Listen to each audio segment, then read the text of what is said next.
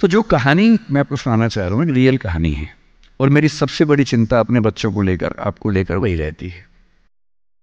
मैं जब भी कोई कहानी सुनाता हूँ, नाम, जगह, वो सब बदल देता हूँ ताकि किसी की प्राइवेसी पर हमला ना हो। सबकी राइट टू प्राइवेसी है ना। एक बच्चा था जिसको मैं जानता हूँ, बचपन से जानता हूँ, बहुत ही जबरदस्त आर्टिस्टिक बच्चा, म्यूजिक का उस्ताद। उसके घर में लगभग सब लोग म्यूजिक के उस्ताद थे, इंस्ट्रूमेंटल म्यूजिक, वोकल म्यूजिक, हर चीज में अच्छा, पढ़ने में भी ठीक, बढ़िया। और जब हम स्कूल में थे, वो मेरी क्लास में तो नहीं था, थोड़ा सा अलग क्लास में था, पर स्कूल में बहुत पॉपुलर था, being into music. I was in debating, he was into music. और बाद में उसने हमारा स्कूल छोड़ भी दिया कुछ समय के बाद, फिर वो कहीं और चला गया, फिर हमारा मिलना नहीं हुआ। उस समय ना तो व्हाट्सएप था ना यूट्यूब था, तो बाद में मिलने का स्कोप भी नहीं रहता था। जो एक बार चला गया वो चला ही जाता था उस समय। अब तो बच्चे जिंदगी भर दोस्त रहते ही। फिर जब मैं दिल्ली यूनिवर्सिटी में आ गया, ग्रेजुएशन कर चुका था, उसके बाद अचानक मुझे एक बचपन का दोस्त मिला जिसने मुझे एक इंटरेस्टिंग क्या, डेवास्टेटिंग बात बताई। तो बात चल रही थी कि स्कूल के दोस्त कहाँ कहाँ हैं, क्या कर रहे हैं। तो बातों बातों में उसका जिक्र भी आया। तो मैंने बड़ी उम्मीद से पूछा, मैंने कहा वो तो बॉम्बे चला गया होगा, फिल्म इंडस्ट्री में चला गया होगा। तो मेरे दोस्त ने पूछा कि तुम्हें नहीं पता उसके बारे में? मैंने कहा नहीं। उसने कहा यार वो जेल में है, and he was one of the most creative students of our school. मैंने कहा जेल में क्यों है? बोले सच में नहीं पता। मैंने कहा सच में नहीं पता मुझे। बोले वो ग्रेजुएशन करने के लिए जब गया तो पता नहीं क्या हुआ, उसकी थोड़ी संगति खराब हो गई। बैड कंपनी जिसको हम बोलते हैं, जो इस उम्र में अच्छी लगती है, वही वाली। तो कॉलेज लाइफ में थोड़ी बहुत बैड कंपनी सबकी होती ही है, हल्की फुल्की होती है, एक सामान्य बात है। अच्छा, बच्चा बच्चा ना रहे ये भी तो अच्छी बात है ना। थोड़ा बचपन तो जीना भी चाहिए, थोड़ा शरारतें करने भी चाहिए, पर किसी किसी का दुर्भाग्य होता है कि ज्यादा हो जाता है। उसके साथ ऐसा हुआ। उस सब प्रोसेस में उसको ड्रग्स की आदत लगी। और ड्रग्स की आदत, ड्रग्स एक ऐसी चीज है, एडिक्शन ऐसी चीज है कि उसमें वन वे रास्ता होता है, टू वे नहीं होता है। आप जा सकते हैं, वापस नहीं आ सकते। मतलब 1000 लोग जाएंगे तो उनमें से एक आध वापस आएगा, वो भी इतने मुश्किलों से जो ऑलमोस्ट इम्पॉसिबल है। I have seen many such cases. Social welfare department से मेरे कई दोस्त ऑफिसर से, तो मैं उनसे जब पूछता हूँ बताते हैं, मैंने ऐसे लोगों को देखा है 10-10 साल से स्ट्रगल कर रहे हैं एडिक्शन से बाहर आए कि नहीं आ पा रहे, खत्म हो गए हैं। उस बच्चे को ड्रग्स की आदत पड़ गई कॉलेज में जाके, पेरेंट्स को पता ही नहीं था।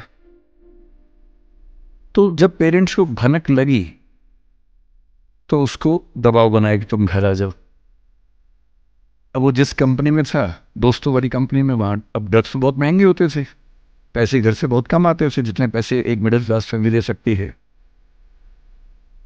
अब वो घर से ज़्यादा पैसे मांगने लगा, पैसे मिलते नहीं थे। उसको अपने ही घर के लोगों पर गुस्सा आने लगा। तो एक बार वो अपने घर आया हुआ था छुट्टियों में, और वहाँ भी वो कुछ कुछ करता रहता था। उसके पेरेंट्स ने उसको बहुत समझाया कि बेटा ऐसा मत। और एक दिन इस बात पे झगड़ा पड़ गया। भाई आप पेरेंट्स की चिंता समझेंगे आज से 30 साल बाद, जब आपके बच्चे की एज में होंगे ना, आपकी नानी मर जाएगी उस समय। नानी मरना एक मुहावरा है, इसका मतलब बहुत चिंता में रहेंगे उस समय आप। और उस दिन पता नहीं क्या हुआ, झगड़ा हुआ, क्योंकि जो एडिक्शन के शिकार हैं उनका दिमाग उनके कंट्रोल में नहीं होता है। यहाँ तक कि जो ड्रिंक करते हैं, ड्रिंक एक लेवल से ज़्यादा कर लें तो दिमाग कंट्रोल से बाहर निकलने लगता है। ड्रग्स में तो ये एलिमेंट बहुत ज़्यादा होता है। और आधी रात को उसने क्या किया, उसने अपनी फैमिली के 5 लोगों का मर्डर कर दिया। मर्डर। उसने खाने में जहर मिलाया, लगभग सब लोग उससे मर गए। एक मेंबर नहीं मरा क्योंकि उसने खाना खाया नहीं उसे, तो उसको उसने अलग से मारा। और ये बात है जब उसकी उम्र लगभग 17-18 साल की थी या 19 के आसपास रहा होगा। उसके बाद वो झेल गया। मुझे उसके बाद से पता ही नहीं कि क्या हुआ, फांसी हुई या उम्र कैद हुई या क्या हुआ, ना तो मुझे पता है ना मैं इंटरेस्टेड हूँ जानने में। मैं उसका नाम हम सब जानता हूँ। एंड एक दो क्लास स्कूल में ऐसी थी कि वो हम आसपास थे, जानते थे, पहचानते थे एक दूसरे को। मेरी सबसे बड़ी चिंता ये होती है बच्चों को लेकर कि किसी भी गलती से वो ड्रग्स में ना चले जाए। आप सबसे रिक्वेस्ट कर रहा हूँ हाथ जोड़ के, कुछ भी कर लेना, ये मत करो। बदमाशी करो, शरारत करो, थोड़ा इश्क विश्क होगा करो, कोई दिक्कत नहीं।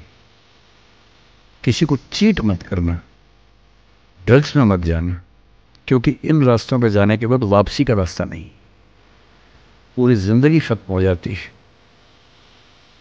एक शायर ने कहा है, बस एक कदम गलत उठाता राह शौक में, राह शौक का मतलब शौक के रास्ते पर चल पड़े थे। बस एक कदम गलत उठाता राह शौक में, मंजिल तमाम उम्र मुझे ढूंढती रही। मेरी मंजिल जिंदगी भर मुझे ढूंढती रही, कहाँ चला गया। सिर्फ एक गलती हुई थी और उस एक गलती ने कहीं का नहीं छू। आपको लग रहा होगा कि ये तो पापा जैसा है, प्रीच कर रहा है हमें। पापा डोंट प्रीच वाला भाव मन में आ रहा होगा आप लोगों के, पर मेरा काम ही है, मैं क्या करूं। मुझे जितनी चिंता अपने बच्चे की उतनी आपकी चिंता है, तो मैं तो बोलूँगा। आप मानेंगे नहीं मानेंगे आपकी मर्जी है, लेकिन ईश्वर ना करे कुछ गलती हुई तो बाद में आप इस बात को याद ज़रूर करेंगे कि किसी ने समझाया था हाथ जोड़कर, और हम उसके बाद भी नहीं समझे थे।